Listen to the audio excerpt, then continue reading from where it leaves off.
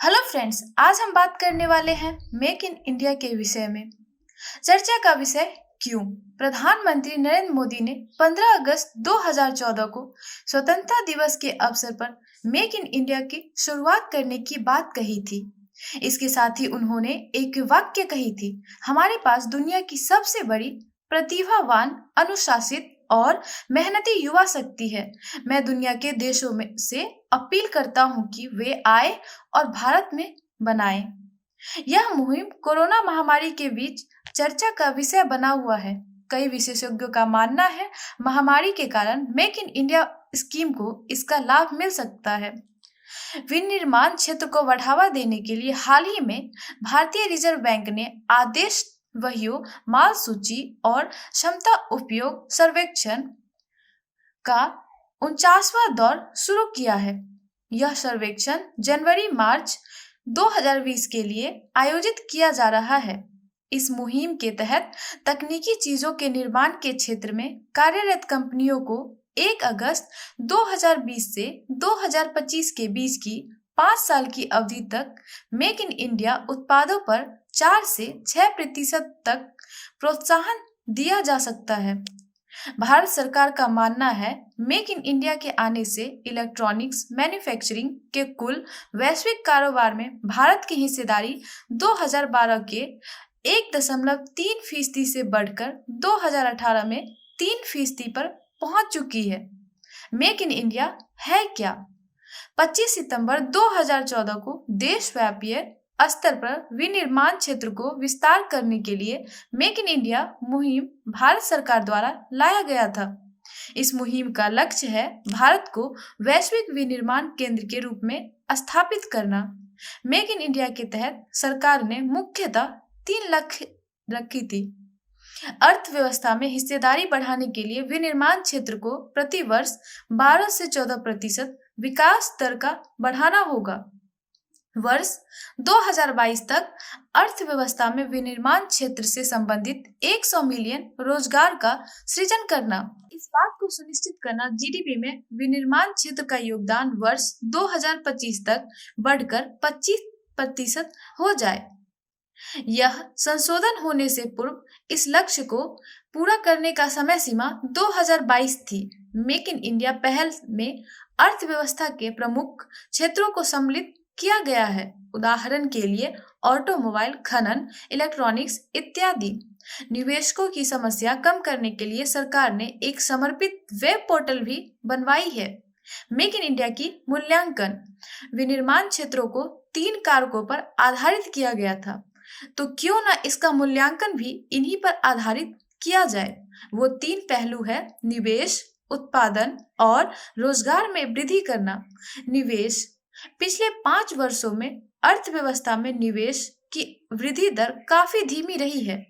आर्थिक सर्वेक्षण 2018-2019 के अनुसार अर्थव्यवस्था में कुल निवेश को प्रदर्शित करने के वाले सकल अस्थायी पूंजी निर्माण, जो कि वर्ष 2013-2014 में जीडीपी का 31.3% था, वह वर्ष 2017-2018 में घटकर 28.6% हो गया।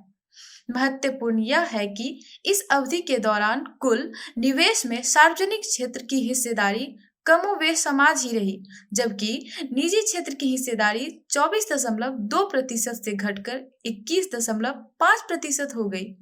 दूसरी ओर इस अवधि में बचत संबंधी आंकड़ों से ज्ञात होता है कि घरेलू बचत दर में गिरावट आई है, जबकि निजी कॉरपोरेट क्षेत्र की बचत दर में बढ़ोतरी हुई है। इस प्रकार हम एक ऐसी स्थिति में हैं जहां निजी क्षेत्र की बचत बढ़ रही है किंतु निवेश में कमी आ रही है। उत्पादन औद्योगिक उत्पादन सूचकांक आईआईपी विनिर्माण क्षेत्र के उत्पादन में होने वाले परिवर्तन का सबसे बड़ा सूचक है। यदि अप्रैल 2012 से नवंबर 2019 के मध्य औद्योगिक उत्पादन सूचकांकों के आंकड़ों पर गौर करें तो ज्ञात होता है कि इस दौरान मात्र 2 ही बार डबल डिजिट ग्रोथ दर्ज की गई, जबकि अधिकांश महीनों में यह तो 3% से भी कम थी। यह नकारात्मक थी। इस प्रकार यह स्पष्ट है कि विनिर्माण क्षेत्र में अभी भी उत्पादन वृद्धि नहीं हो पाई है।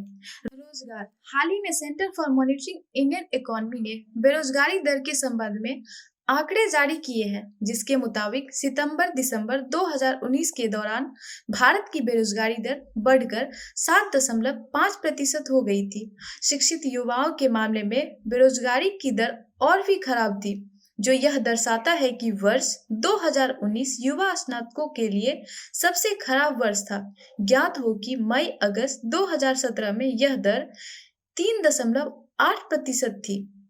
उक्त तीनों कारकों के आधार पर मेक इन इंडिया पहल का मूल्यांकन करने पर ज्ञात होता है कि यह पहल इच्छा के अनुरूप प्रदर्शन नहीं कर पाई है। मेक इन इंडिया के लाभ। मेक इन इंडिया के तहत भारत में रोजगार के अवसरों को बढ़ाया जा सकता है। इस मुहिम के तहत भारत के युवाओं पर ध्यान केंद्रित किया जा सकता है। कुछ ऐसे क्षेत्रों पर भी युवा उद्यमियों बिना किसी चिंता के अपना अभिनव विचारों को प्रोत्साहित कर सकता है, और वे क्षेत्र हैं दूरसंचार, फार्मास्यूटिकल्स, पर्यटन इत्यादि। मेक इन इंडिया के तहत विनिर्माण क्षेत्रों को काफी बढ़ावा दिया जा रहा है, जिससे न केवल रोजगार में वृद्धि होगी बल्कि नए उद्योगों की स्थापना से भारत के अर्थव्यवस्था में भी सुधार आएगी। भारत में एक वर्ष में इतने लोग इंजीनियर बनते हैं जितने कि एक साल में चीन और अमेरिका दोनों में नहीं बनते। मेक इन इंडिया के तहत इन युवाओं को जॉब मिल सकती है। मेक इन इंडिया के हानि। प्रधानमंत्री नरेंद्र मोदी ने हाल फिलहाल में कृषि क्षेत्र को बढ़ावा देते हुए किसानों को काफी मदद पहुंचाने का मुहिम जारी कर रखा है। अब ऐसे में मेक इन इंडिया कृषि क्षेत्र में नकारात्मक प्रभाव डाल सकती है।